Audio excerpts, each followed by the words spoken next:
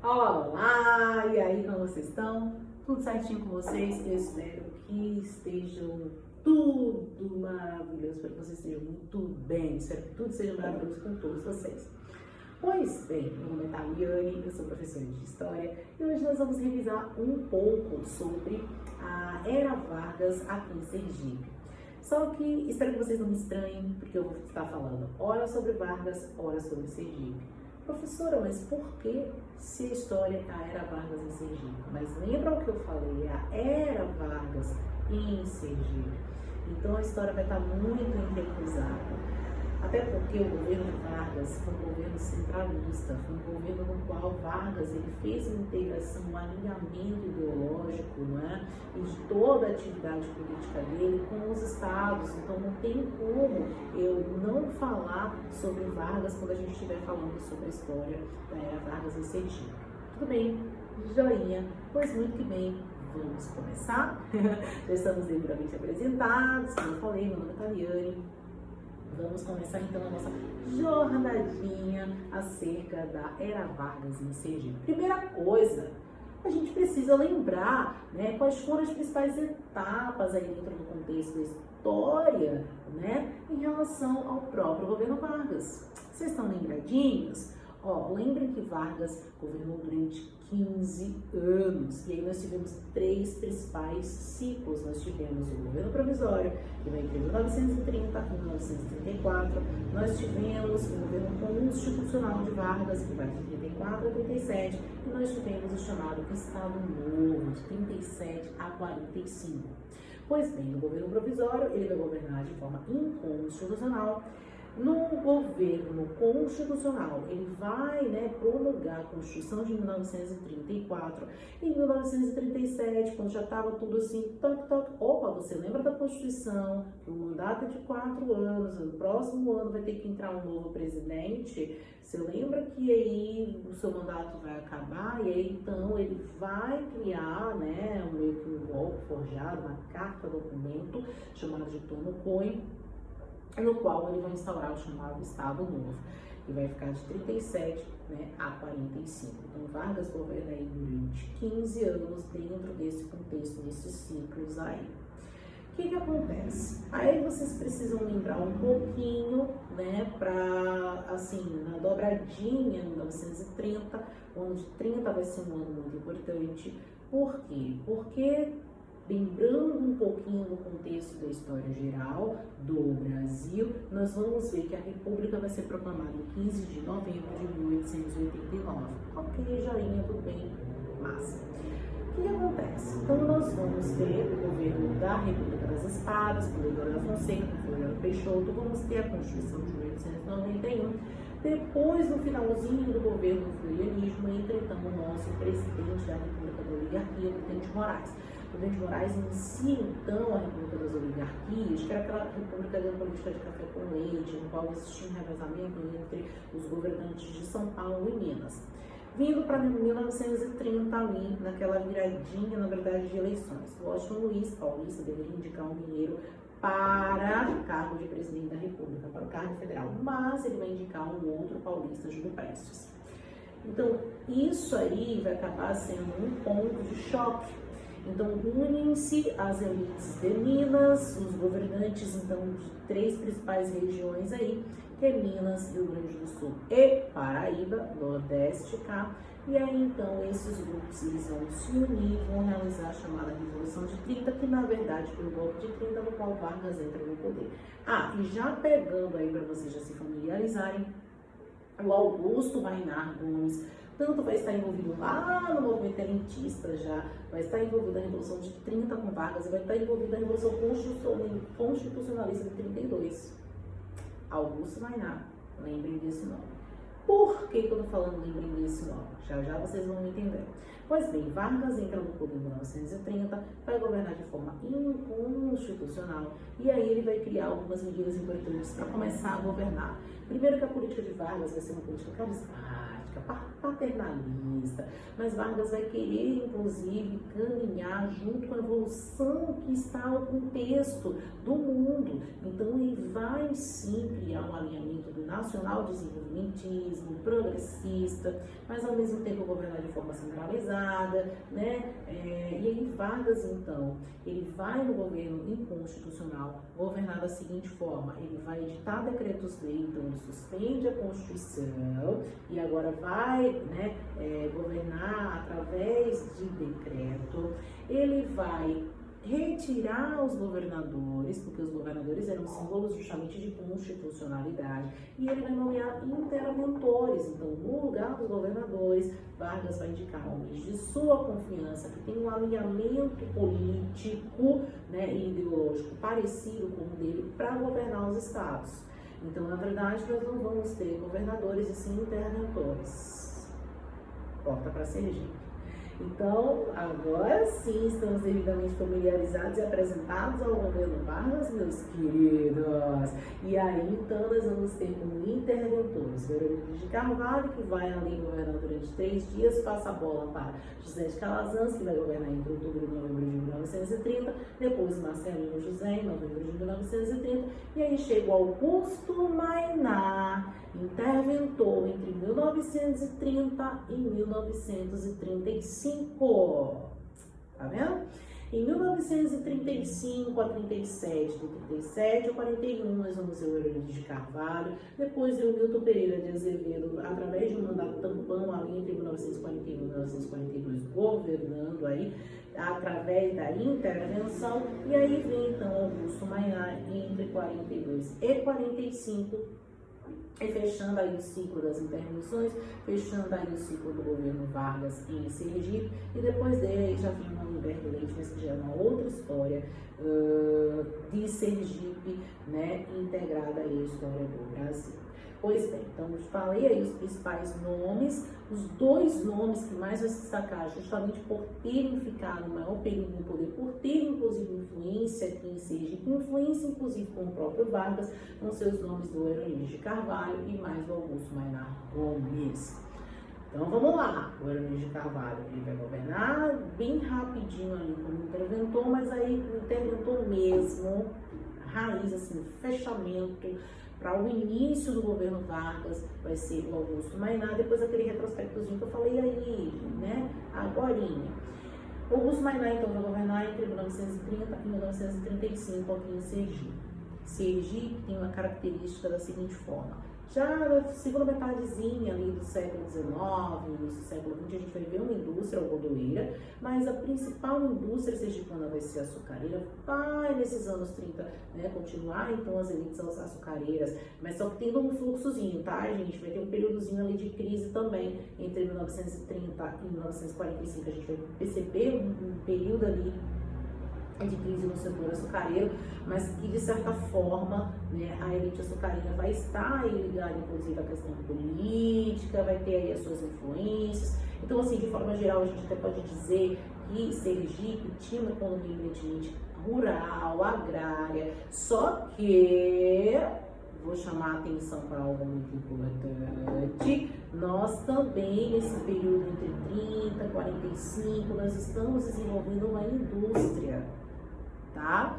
Principalmente a indústria voltada para o setor têxtil, até porque a característica do governo Vargas, vamos promover o nacional desenvolvimentismo, né? Vamos criar o sistema S aí, que a partir de 1933, né, o SES, o SENAI, essas escolas, né, que são voltadas para a questão do primário e secundário, mas também voltado para a capacitação técnica. Então, nesse sistema S também o aluno estudava, mas também já aprendia um curso técnico para sair capacitado para poder trabalhar justamente na indústria. Então, a gente vai ver assim o modelo do governo Vargas muito ligado à questão do progressismo, da indústria, das máquinas, tentando movimentar uma economia nacional. E aqui em Sergipe a gente vai seguir também essa tendência. Nós vamos ter indústrias, principalmente indústrias têxteis, né, inclusive mais concentradas aqui em Aracaju, tá? E aí a gente vai perceber que no governo do Augusto Maynard, ele vai estar muito caracterizado por isso. Inclusive, ele vai ser um líder, assim, carismático, paternalista, muito aproximado, inclusive, do setor urbano, da classe trabalhadora, da classe operária. E aí, então, entre 30 e 35, a gente vai perceber essas características aí da economia sergipana, voltada, assim, principalmente em relação à cidade de Aracaju, para a questão da indústria têxtil, mas nós vamos ver ainda, né, ora com momentos de maior, assim, de algo positivo em relação à produção açucareira, mas também alguns momentos de oscilação aí de crise também em relação à economia açucareira, mas ainda a elite, os latifundiários açucareiros tendo aí uma grande influência, principalmente com a aproximação com o Eurípides de Carvalho, tá? Enquanto o Augusto Maynard vai ter uma aproximação um pouco mais maior, assim, com a classe operária. E aí a gente vai ver o seguinte, que no contexto aí desse iníciozinho, 1933, está despontando no Brasil, assim, muitos movimentos de operários realizando greves, e aqui em Sergipe também. Inclusive, obras importantes, né, que a gente deve lembrar, são as obras do Armando Fontes, os Corumbas de 1933, que fala sobre a família Corumba, no interior, que vem para aqui para a capital, que vem para Aracaju, buscando melhores condições de trabalho, de salário, melhores condições de vida. E aí a gente vai ver alguns integrantes da família trabalhando nas fábricas, inclusive o personagem Pedro, né, envolvido aí com as questões do movimento operário, envolvido com, assim, algumas ideias comunistas, mas lutando mesmo por melhores condições de salário, né, de trabalho nas fábricas. E aí a gente vai ver também Rua de Siriri. Então, por exemplo, nos Corumbas de 1933, é bem interessante, porque eu estava falando do Augusto Maynard, que governou de 30 até 35, né? Nesse contexto, ele tanto vai falar sobre a das prostitutas, sobre a atuação da mulher dentro da fábrica, como algumas mulheres eram vistas, e também a questão desses movimentos operários, vai falar um pouco sobre os trabalhadores, vai falar um pouco sobre as greves, e no contexto nacional também a gente vai perceber, né, contexto assim, de greve no governo provisório de Vargas. E aí, o que acontece? Aqui, então, Augusto Maynard vai iniciar em Sergipe algumas obras urbanísticas, porque Vargas tinha uma característica de centralização, mas ao mesmo tempo ele queria um nacional desenvolvimentismo, ele focava na indústria, ele focava nas máquinas, no desenvolvimento, no progresso. Então, Augusto Maynard, que também vai ter uma característica aproximada ali com o setor urbano, mas voltado para a classe trabalhadora, voltado para a questão das indústrias, ele vai também pensar numa modernização, principalmente aqui de Aracaju. Então, a gente vai perceber, por exemplo, a tendência dessa modernização, dessa questão das máquinas, inclusive das construções. Porque o estilo da arte deco, principalmente ali a partir de 1920, vai estar característica assim nos Estados Unidos e que vai despontar, né, para vários países. E aqui na década de 30, né, no Brasil e em Sergipe, essa arte deco vai chegar aqui. E aí a gente vai ver dentro desse contexto de modernização, das construções das obras, a construção do IHGS, o início da construção do IHGS, do governo do Augusto Maynard, né, Instituto Histórico Geográfico do Sergipe. A gente vai ver também, né, inclusive a Odebrecht vai, né, ganhar aí a concessão, né, vai ser a empresa contratada para realizar a construção da antiga biblioteca pública, que na verdade hoje é onde se encontra o Arquivo Público de Sergipe. Nós vamos ver então assim várias construçõezinhas ocorrerem, né, durante o governo do Augusto Maynard, no iníciozinho, depois o Eurípides de Carvalho continua, e algumas vão ser finalizadas no outro governo do Augusto Maynard, que vai ficar esse bate-bola, tá? Augusto Maynard, Eurípides de Carvalho, Augusto Maynard. A gente vai perceber isso durante o período das intervenções aqui em Sergipe. Então aí, como eu falei, o Augusto Maynard, ele vai se entrar sim nessas obras, né, de construção. Uma coisa muito interessante é que a gente vai perceber que aí nesse ciclo de 30 a 35, o bairro do Aribé, o antigo bairro onde hoje é o Siqueira Campos, ali em 1935 a gente percebe que uma boa parte de pequenos comerciantes, mas de operários, né, moram, né, nesse bairro. Então esse bairro vai ser habitado principalmente por trabalhadores, por operários dessas fábricas, junto com pequenos comerciantes, tá? Bom, e aí o governo do Maynard vai estar muito alinhado com o governo federal dentro dessa perspectiva da economia e da modernização, da urbanização. Daí o que acontece? A gente vai perceber que durante o governo, né, do Augusto Maynard, o Leonide de Carvalho, vai estar meio que articulando aí também. E aí lembrando, né, que o Augusto Maynard era natural assim, de Canhova, Propriac, Sergipe, e era muito articulado com o setor militar, tanto é que, como eu falei com vocês, ele participou, né, do movimento penitista, ele teve envolvido também na Revolução de 30 e na Revolução Constitucionalista de 32. E aí, como eu falei, né, o Augusto Maynard governou entre 30 e 35. Mas o que acontece? Corta para Vargas. Ué, professora, tá? Mas deixa eu até falar. Eu, de vez em quando, eu vou ter que estar fazendo esses alinhamentos com o governo federal.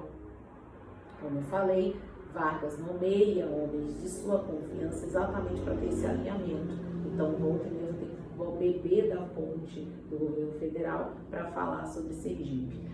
Vamos lá, 1932, Revolução Constitucionalista de 32. Professor, o que foi essa revolução? Espere, pois muito que bem, eu vou contar para vocês. A Revolução Constitucionalista de 32 foi um movimento civil, né, envolvendo aí lideranças paulistas, envolvendo setores de movimentos operários, de estudantes, realizando pressão para que Vargas, né, promulgasse, elaborasse, convocasse um constituinte para poder elaborar um projeto de uma nova Constituição. Até porque Vargas estava governando de 30, já estava em 32, e estava ficando no poder. Só que o Brasil era uma república democrática, o Brasil já constitui um Estado democrático de direito, então a população estava querendo sim uma Constituição, a população estava, né, querendo novas eleições, elegendo um novo presidente. E aí, então, Vargas inicialmente não vai concordar com isso, vários movimentos civis vão às ruas. Na verdade, assim, São Paulo realmente, a população vai pegar em armas, né, para lutar contra as tropas federais. Então, Vargas vai convocar tropas federais para tentar sufocar o movimento. Muitas pessoas vão morrer na Revolução Constitucional de 82, muitas vão ser exiladas, outras vão ser presas, outras vão torturadas. E aí, o que acontece? Depois da morte de 4 estudantes, né, o Martins Miragaia, o Drauzio Camargo, formando ali aquele movimento chamado MMDC, depois da morte desses 4 estudantes, a população civil vai fazer maior pressão. Vargas, então, um ano depois, em 1933, ele vai realmente, assim, após sufocar o movimento, tá? Da Revolução Constitucionalista de 32. Aí, um ano depois, realmente, Vargas vai convocar uma constituinte. Vargas, então, né, vai criar um projeto para poder realmente elaborar a nova Constituição. E aí, em 1934, então, vem a nova Constituição, no qual nós vamos ver algumas reformas extremamente importantes, galerinha. Por exemplo, a chamada CLT, Consolidação das Leis Trabalhistas. E a gente vai ver uma série de reivindicações dos trabalhadores sendo atendidas mesmo, a redução da jornada de trabalho, né, descanso semanal remunerado, terceiro salário, férias, né, auxílio por acidente de trabalho. E aí, essa CLT federal, lógico, vai estar aqui nos estados. Então, um dos louros, uma das aclamações ao Augusto Maynard é que o Augusto Maynard, seguindo o modelo do governo federal, logicamente também vai implantar a CLT aqui em Sergipe. Aí a galera diz: opa, Augusto Maynard, que interventor maravilhoso, vai implantar a consolidação das leis estabelecidas aqui em Sergipe. Lógico, minha gente, que ele vai continuar, vai fazer um continuismo do projeto, né, nacional do Vargas, mas ele vai ganhar esses lourozinhos aqui em Sergipe, tá? Consolidando então a nossa CLT. Pois bem, uma das cláusulas, uma das questões mais importantes que tinha também na Constituição de 34 é que a primeira eleição para presidente da República por essa Constituição seria uma eleição de forma indireta. Então, quem vence Getúlio Vargas. Então, Getúlio Vargas vai governar de 34 a 37 de forma constitucional, seguindo ali bonitinho a Constituição. Pois bem, essa CLT, ela vai atender algumas das reivindicações dos trabalhadores. Aí, lembra daquela questão que eu falei dos movimentos grevistas que estavam acontecendo em algumas fábricas aqui de Sergipe, porque Sergipe estava acompanhando o cenário nacional? Pois bem, então os trabalhadores, tendo alguns dos seus pedidos atendidos, eles vão cessar, pelo menos por um período ali, a questão das greves. Então, atendendo aos trabalhadores, automaticamente Vargas atende também aos donos das fábricas. Por quê? Porque se os trabalhadores estão motivados, não vão fazer greve. Se não vai fazer greve, se eles não parar, não parando, nós vamos ter o quê? Lucro para os donos das fábricas. Seguindo, como nós temos aí um governo de Vargas constitucional, então vai se tirar o interventor, o Augusto Mainá, e aí entra o Eurenides de Carvalho. Só que o Eurenides de Carvalho, durante o governo do Augusto Mainá, estava mexendo, né, com seus pauzinhos no 28BC, junto com os militares do 28BC. Mas aí o Augusto Mainá, ele entra, inclusive através do sufrágio universal, seguindo lá, né, que Vargas era o presidente então eleito de forma direta, mas o presidente regular, depois da primeira da Constituição de 1934. E aí então o Eurenides de Carvalho, ele vai governar de 35 a 37, também de forma constitucional, através do sufrágio. E aí o Eurenides de Carvalho vai continuar com o governo, né, e as obras, inclusive, da continuidade das obras que foram iniciadas durante o governo do Augusto Mainá. Só que uma característica importante, né, do Eurenides de Carvalho é que o Eurenides, ele vai, né, como eu falei, Eurenides natural de Canhoba. O Augusto Mainá, gente, ele na verdade era de Rosário do Catete, tá? Sergipe. Ele nasceu na fazenda, o Augusto Mainá era de Rosário do Catete, e já o Eurenides de Carvalho era de Canhoba, apropriado Sergipe também. Então os dois aí de Sergipe, só que o Augusto Mainá, né, de Rosário, e o Eurenides de Carvalho de Canhoba. Pois bem, então o Eurenides de Carvalho, ele era, a sua formação, né, era de médico. Então o Eurenides de Carvalho, nesse contexto desse governo dele, ele vai pensar bastante na questão sanitária. Então ele vai fazer praças, hospitais, como hospital infantil, escolas, ele vai sim estruturar uma rede de saneamento básico, de esgoto, ele vai criar, né, uma instituição para os menores infratores, mas ele vai criar assim, como se fosse uma casa de repouso para psicopatas. Então assim, de certa forma ele vai trabalhar bastante para essa questão da saúde, tá? E aí nós vamos ver uma continuidade, né, da construção do Correios e Telégrafos, que havia iniciado no governo Augusto Mainá, mas ele vai trabalhar bastante nesse setor da higienização, no setor da saúde de Sergipe, ok? E aí o que acontece? O Eurenides de Carvalho, ele começa a ter uma rixazinha aí com o Augusto Mainá, porque o Augusto Mainá era aproximado das classes trabalhadoras e ele era mais aproximado com a questão dos latifundiários açucareiros, da elite açucareira, tá? E aí, da mesma forma que no setor nacional, nós tínhamos dois principais partidos, a NL, a IB. Aqui em Sergipe, nós tínhamos, né, o partido URS, o LEC e o PSP. Tá? O PSP era o Partido Social Progressista, o URS era a União Republicana de Sergipe, e nós tínhamos o LEC, que era a Legião, tá? Dos eleitores católicos. E aí o que acontece? De forma mais expressiva, nós tínhamos aí uma dualidade entre o URS, tá, e o PSP. Então, o de Carvalho e o Augusto Mainá. E aí o que acontece? Augusto Mainá, ele sempre foi conhecido assim, por ser mais progressista, paternalista, carismático. E o que acontece? O Eurenides de Carvalho, ele vai ter uma mudança assim, de postura no governo a partir de 37, mas vocês vão entender o porquê também. Mas assim, o Eurenides de Carvalho, ele vai convocar a questão da imprensa, inclusive o jornal do Estado de Sergipe vai ser um jornal bastante importante. Nós vamos ver também, né, outros jornais, como o Correio de Aracaju, tá? Por exemplo.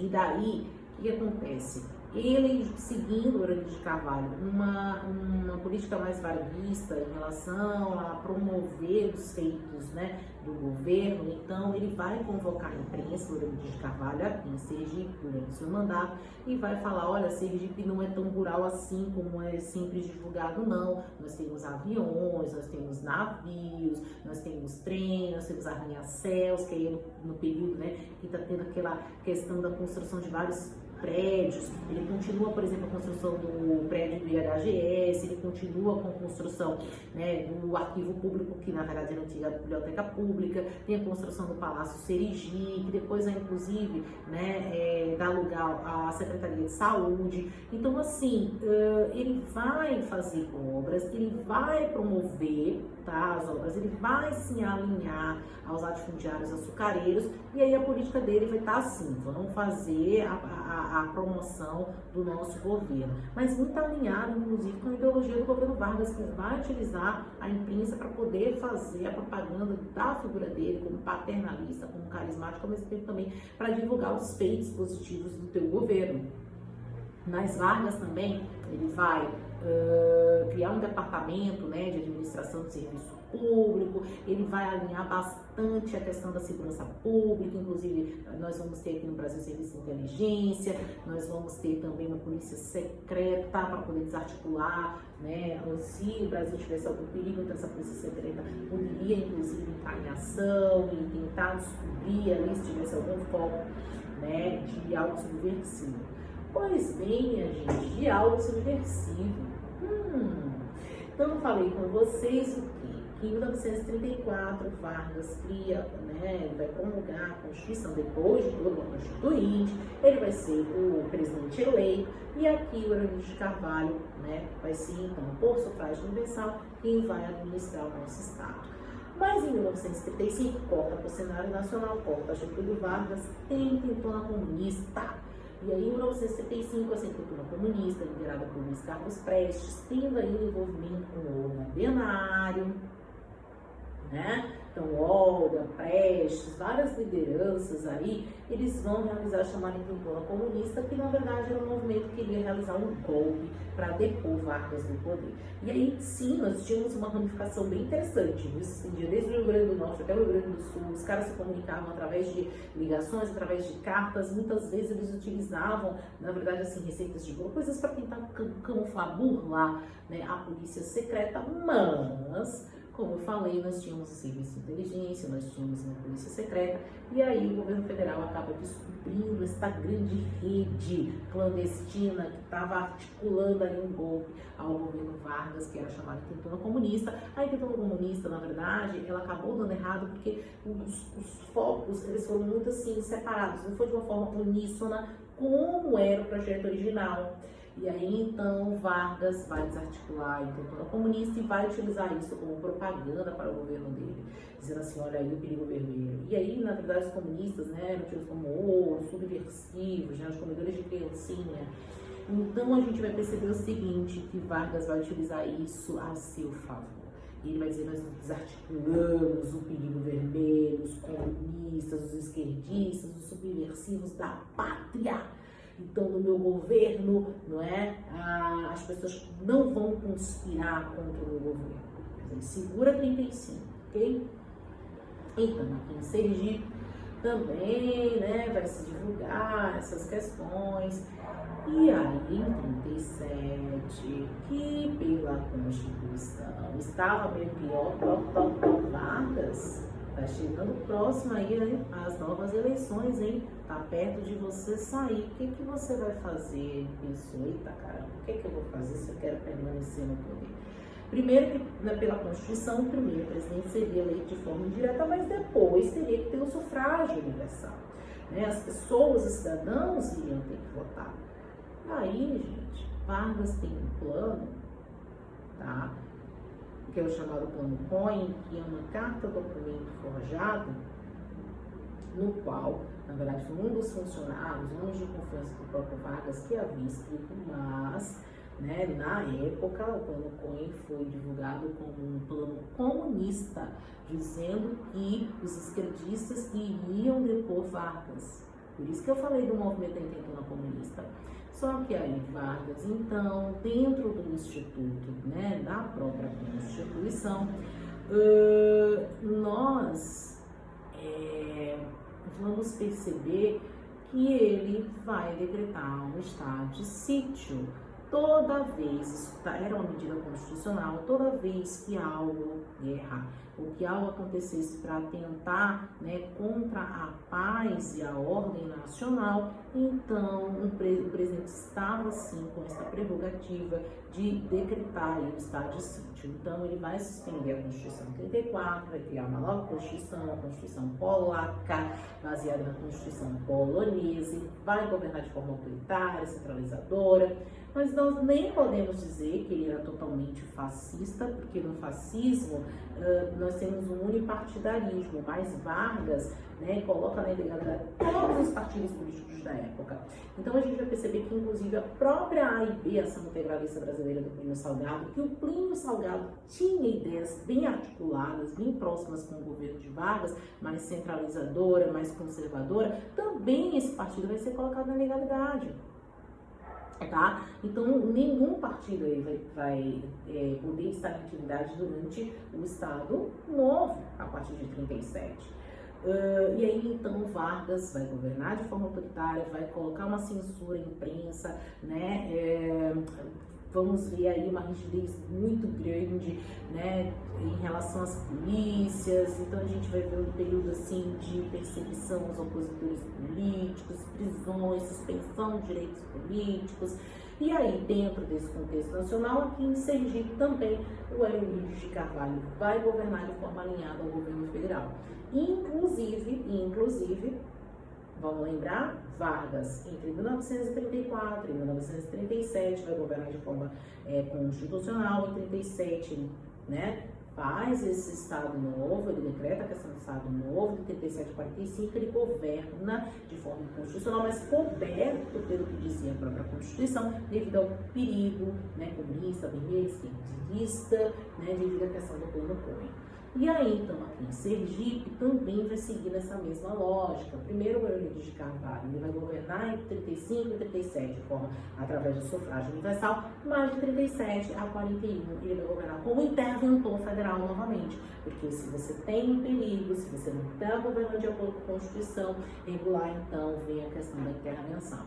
E aí, o Hélio Emílio de Carvalho volta de novo a governar de forma interventora, e desta vez, o Hélio Emílio de Carvalho, ele vai governar de forma mais rígida, ele vai realizar uma repressão aos meios de imprensa de forma geral, só vai ser permitida aquela imprensa que venha falar sobre os feitos do governo. Também vai fazer aqui em Sergipe a questão da suspensão dos direitos políticos. Ele vai, inclusive, né, perseguir os opositores, principalmente aqueles que estão mais alinhados ao Augusto Maynard. Inclusive, ele vai demitir, né, assessores que estavam ligados a Maynard.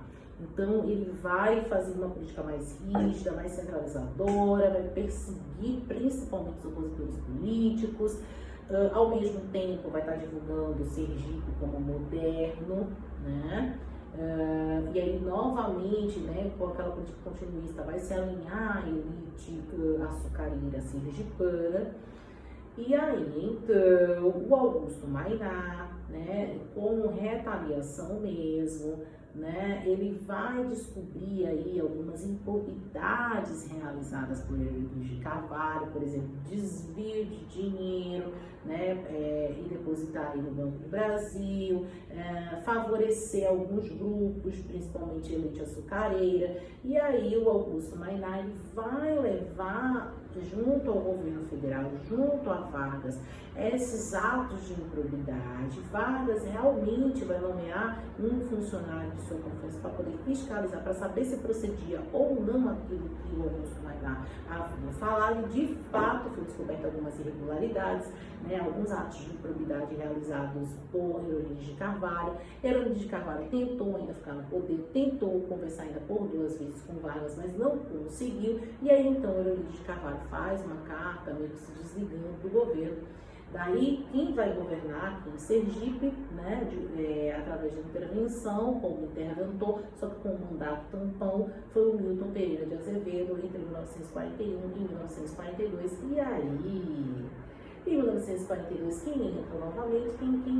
Augusto Maynard, vai governar de 1942 a 1945, também dessa forma um pouco mais autoritária, mais centralista, porque nós estamos vivendo o período do Estado Novo. E aí a gente vai ver também alguns grupos fazendo oposição, alguns jornais também fazendo oposição, mas ele vai governar alinhado ao governo federal. Aí em 1945 vai para Vargas, a população está realmente, vários setores da população, dos civis, da população de forma geral, estão fazendo pressão para Vargas para acabar, porque já passou da hora de serem realizadas novas eleições, e aí realmente Vargas dá por vencido. Em 1945, e aí nós vamos ver assim as eleições. Ele vai indicar o Eurico Gaspar Dutra. Dutra vence, tá? E ele vai começar a governar o país em 46, e aqui em Sergipe, a gente vai ver o Hollenberg Leite governando aí, sendo o sucessor do Augusto Maynard, mas aí já é uma outra história. E aí nós finalizamos a nossa historinha, mas só para a gente lembrar de alguns aspectos importantes, lembrar que a economia de Sergipe estava colocada no setor açucareiro, ora com uns períodos mais de ascensão, uns períodos de crise, mas de fato a elite açucareira aqui ainda era bem forte. Lembrar da questão do setor têxtil, da indústria, lembrar que inclusive a educação aqui em Sergipe também, foram criadas escolas primárias, secundárias, e também o modelo Sistema S vem para cá, para Sergipe, com essa questão de capacitação, de curso técnico, voltado para preparar os alunos depois para estarem capacitados para trabalhar nas indústrias. Lembrar que ocorreram construções importantes, como o prédio do Instituto Histórico Geográfico, a antiga biblioteca pública, que hoje é onde se encontra o arquivo público, hospitais, como o Hospital Infantil, o Palácio Serigi, que depois deu lugar à Secretaria de Saúde, várias obras de saneamento básico, principalmente do governo Eurico de Carvalho. Então nós vamos perceber a construção de correios, e telégrafos daqui de Sergipe. Então a gente vai perceber algumas construções importantes, modernização e urbanização da cidade, a questão da indústria, estando aqui forte, mas também nós vamos perceber choques, oposições, principalmente entre Augusto Maynard e o Eurico de Carvalho. E aí nós vamos perceber que durante a era Vargas em Sergipe, entre 1930 e 1945, nós vamos ter presente aí o governo dos interventores aqui em Sergipe, ok? Eu espero que tenha, nesse retrospectozinho, dado para vocês entenderem um pouco. Tchau. Um pouco sobre a história de Sergipe, Tchau, gente. Beijo. Até a próxima.